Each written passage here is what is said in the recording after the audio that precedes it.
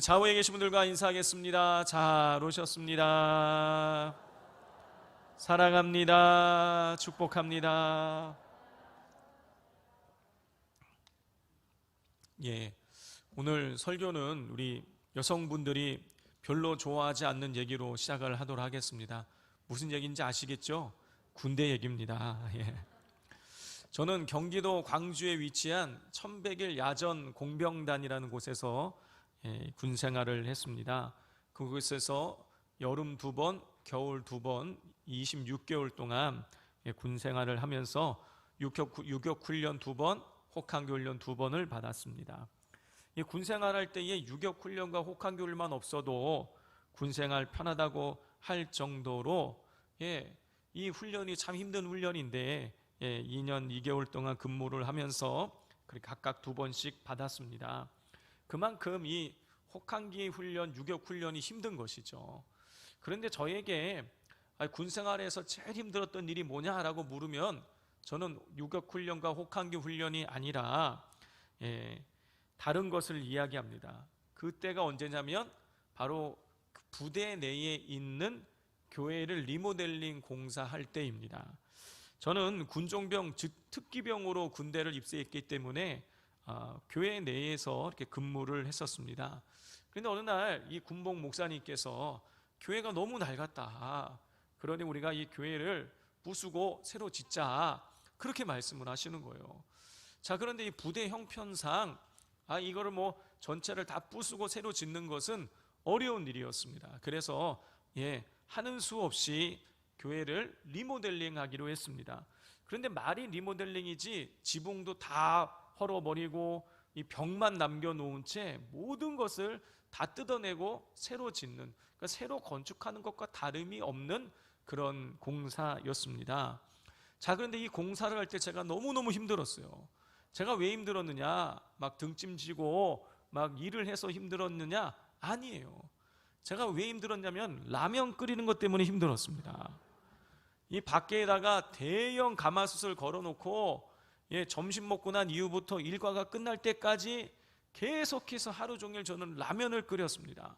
이 사병들이 와서 등짐 나르고 벽돌 쌓고 할 때에 그 사병들 라면 끓여주는 일이 저의 담당이었어요. 사병들이 한꺼번에 200명이 와가지고 한꺼번에 이걸 좀 끓여가지고 같이 하면 편한데 그것도 쉬운 일은 아니지만 한꺼번에 공사를 빠질 수 없으니까 번갈아 가면서 오는 거예요.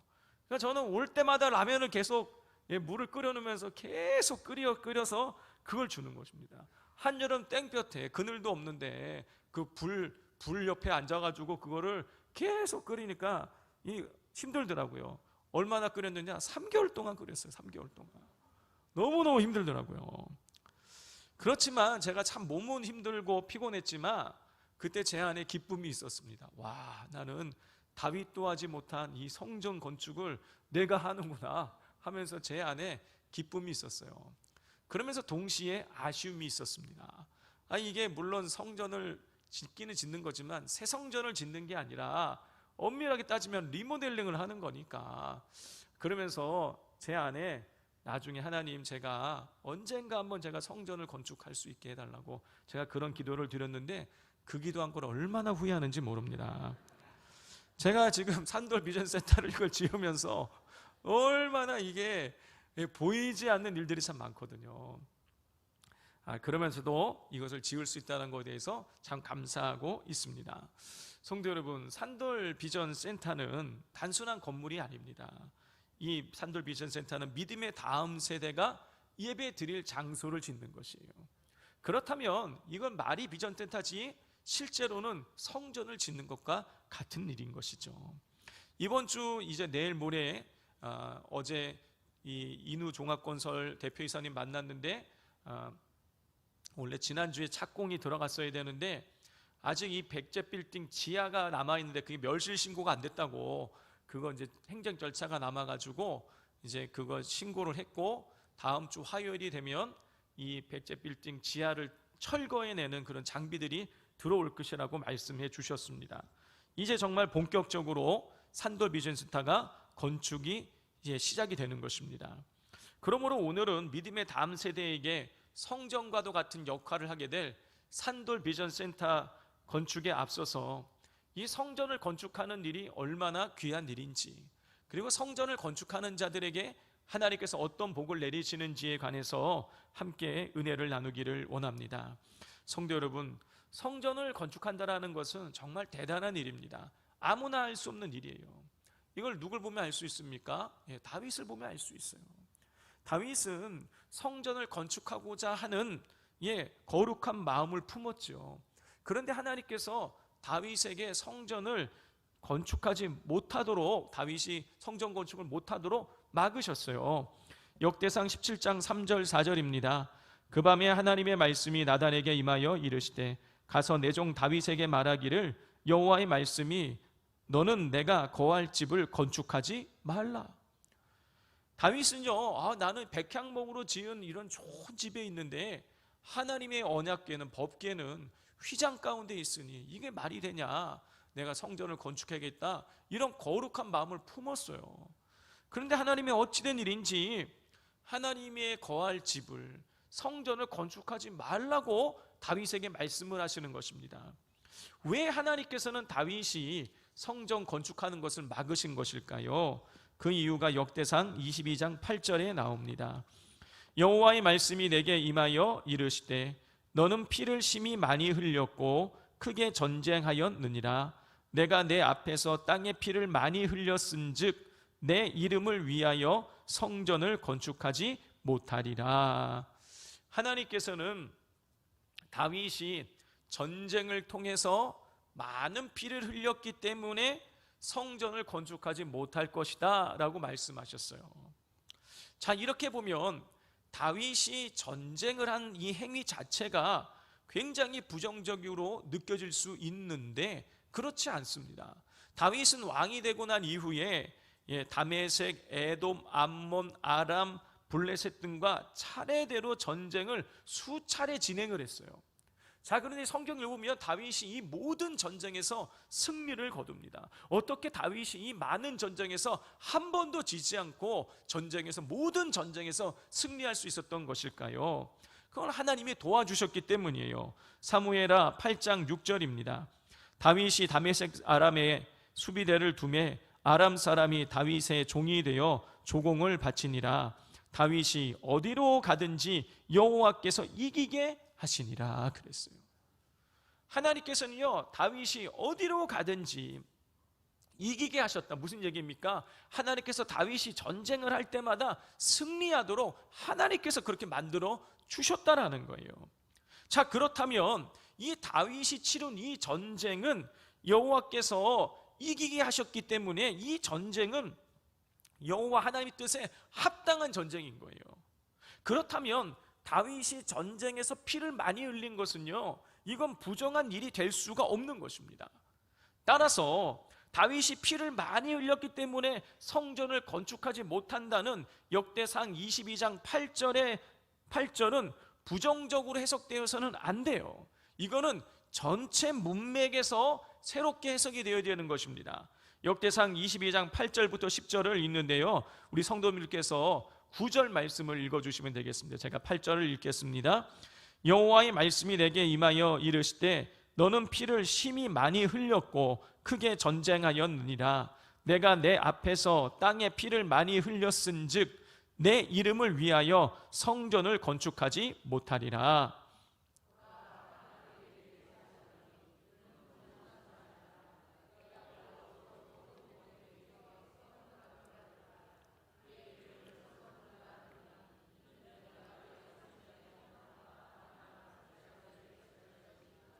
그가 내 이름을 위하여 성전을 건축할지라 그랬어요. 하나님께서는 다윗이 많은 전쟁을 통해서 피를 많이 흘려서 다윗을, 성전을 건축하지 못한다고 말씀하시고 난 이후에 그 다음에 다윗에게 아들을 줄 것이다. 그리고 그 아들의 이름을 솔로몬이라 하라고 말씀하셨어요. 자, 우리나라 말로는 솔로몬이라 그러지만 히브리어로는요 쉘로모예요. 쉘로모. 자, 이 쉘로모, 솔로몬의 이름의 뜻이 뭔지 아십니까? 평화예요, 평화.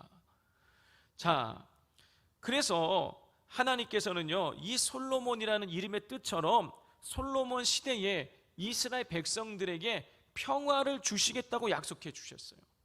다윗 시대에는 뭘 했습니까? 전쟁을 했는데 다윗의 아들 시대에는 평화를 주시겠대요. 그리고 그 평화의 시대에 하나님께서 성전을 건축하게 하시겠다고 말씀해 주셨어요.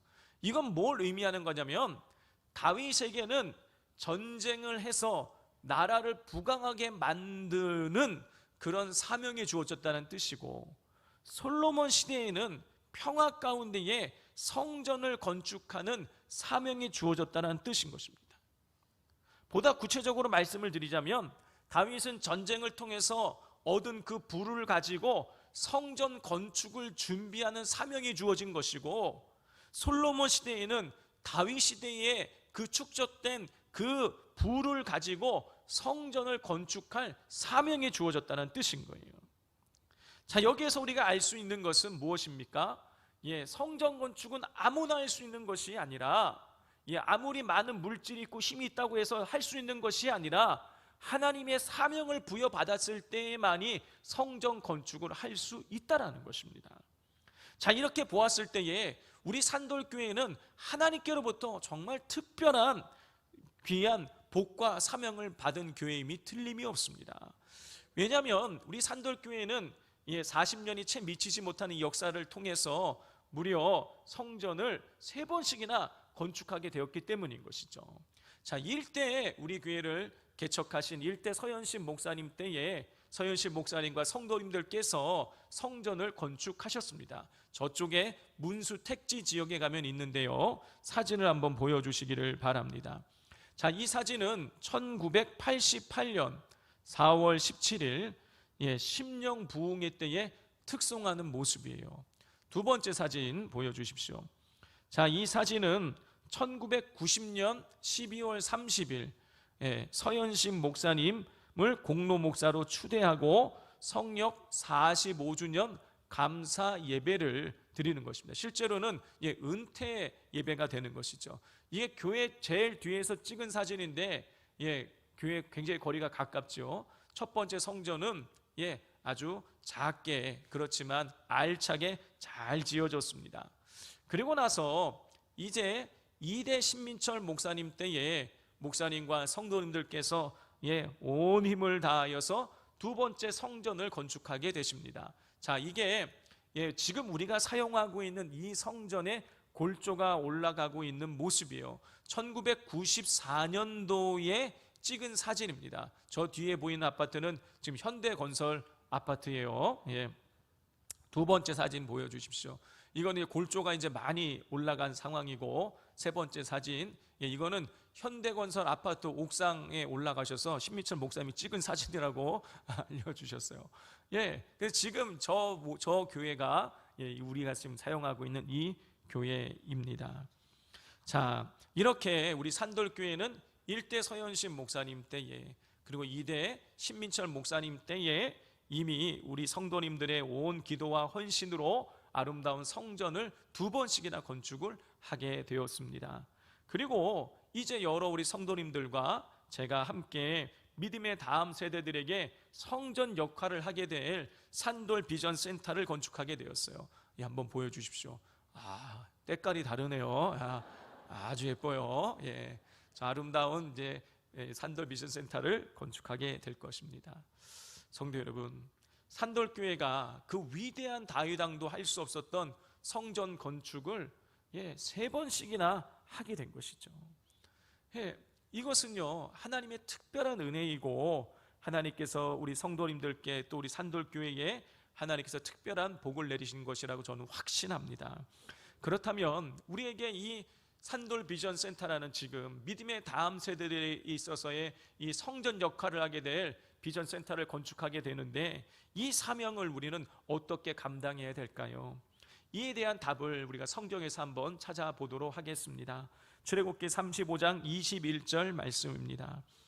마음이 감동된 모든 자와 자원하는 모든 자가 와서 회막을 짓기 위하여 그 속에서 쓸 모든 것을 위하여 거룩한 옷을 위하여 예물을 가져다가 여호와께 드렸으니 그랬어요.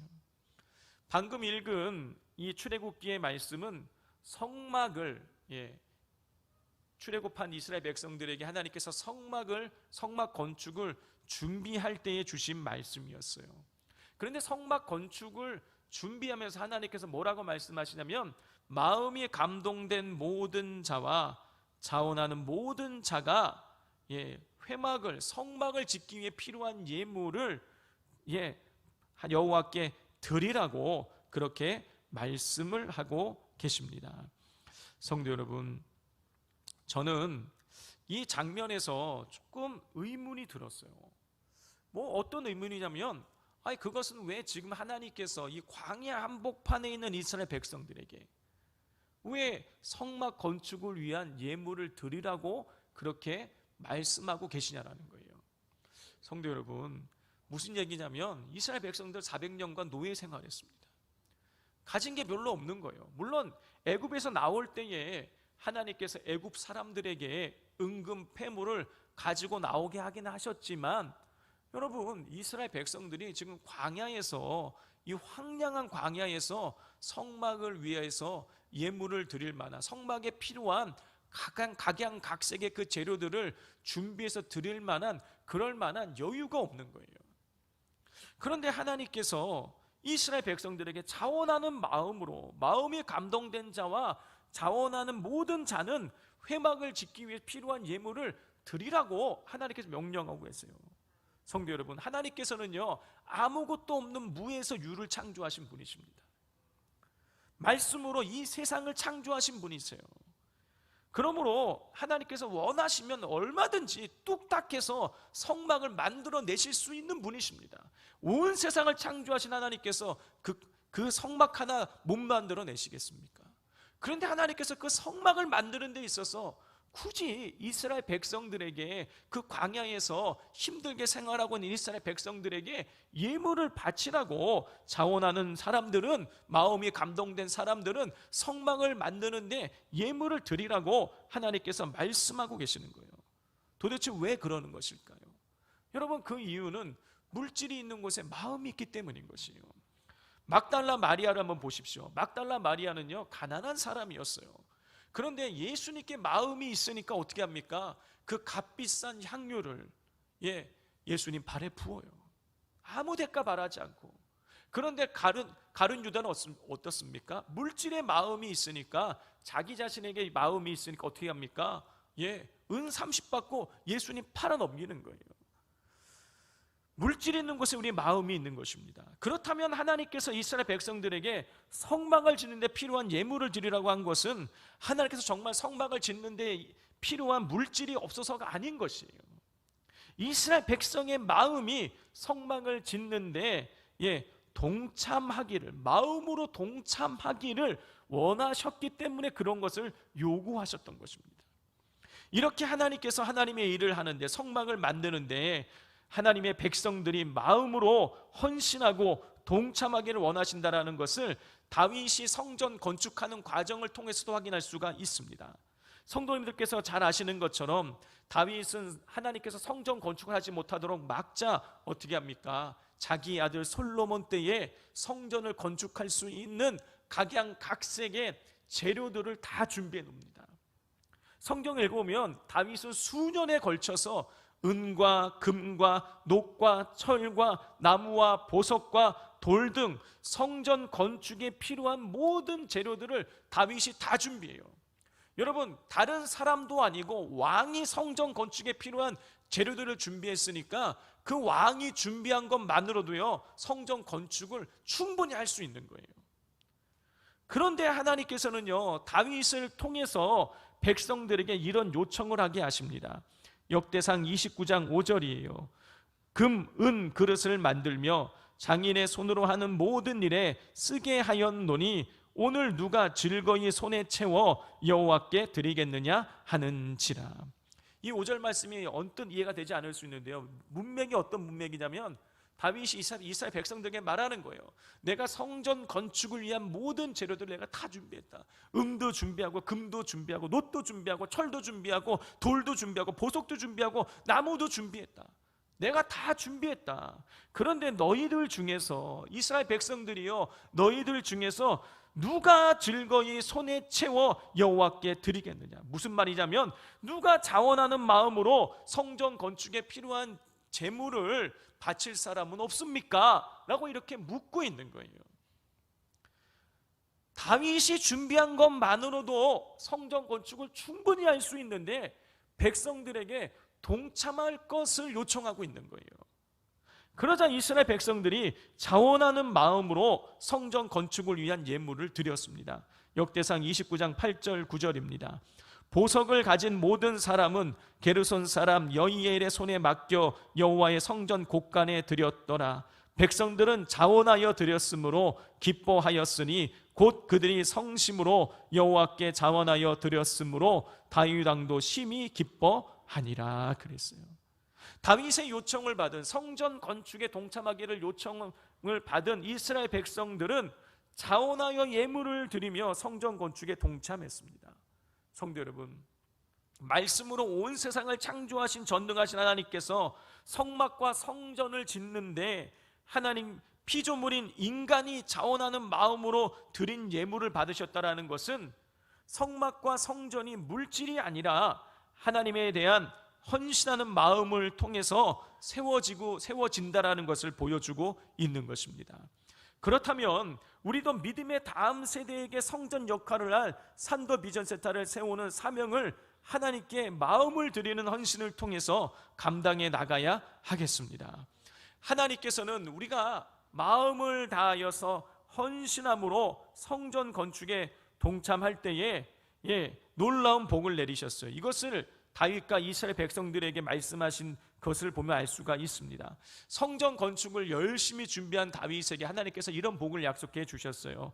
오늘 본문 9절 말씀을 다 같이 한번 읽어보겠습니다. 시작. 내가 가는 모든 곳에서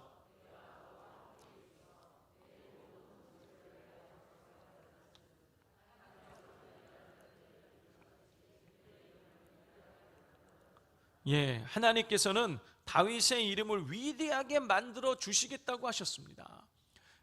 그리고 12절을 보면 다윗의 씨를 통해서 다윗의 나라를 견고하게 세워 주실 것이고, 13절 말씀을 보면 그 씨가 성전을 건축하고 다윗 가문이 계속해서 영원히 그 왕위에 있을 것이라는 놀라운 복을 주셨어요.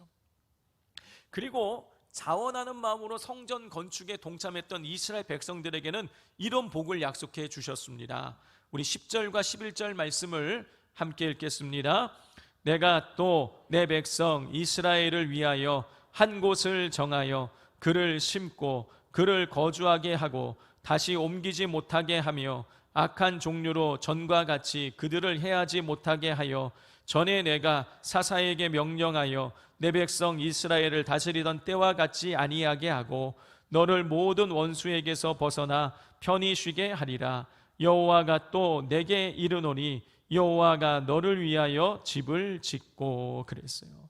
성전 건축에 자원한 마음으로 동참한 이스라엘 백성들에게는 세 가지 복을 말씀하셨어요. 첫 번째, 더 이상 떠돌이 생활하지 않고 정착 생활하게 될 것이다. 두 번째, 악한 사람들에게 더 이상 억압받지 않게 될 것이다. 세 번째, 원수로부터 보호하여서 평안하게 살게 될 것이다. 세 가지 복을 약속해 주셨어요.